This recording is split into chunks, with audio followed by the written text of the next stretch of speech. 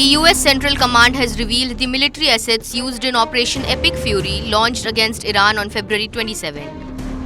The strikes targeted Iranian missile sites, naval bases, and areas near Supreme Leader Ayatollah Ali Khamenei's office in coordination with Israel, aiming to neutralize threats to US forces and allies and signal concerns over Iran's nuclear program.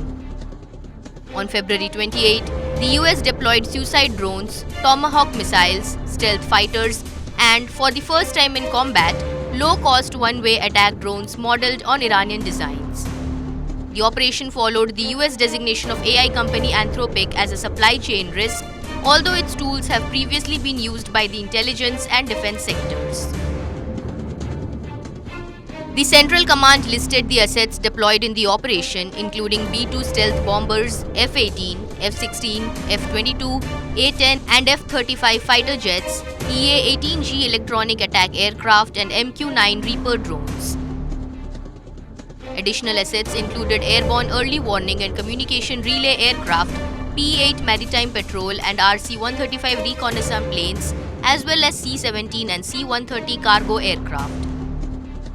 On the ground and at sea, the US employed M142 high-mobility artillery rocket systems, Patriot and THAAD missile defense systems, nuclear-powered aircraft carriers, guided missile destroyers, counter-drone systems, refueling tankers, and refueling ships.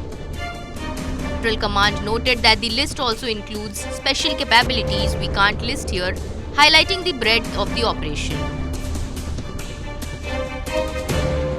Operation Epic Fury underscores the US's intent to counter Iranian military capabilities and protect its regional interests. By combining advanced air, sea, and land assets with cutting-edge drone technology, the US and Israel aimed to deliver a precise, high-impact strike on critical targets while signaling consequences for Iran's nuclear ambitions.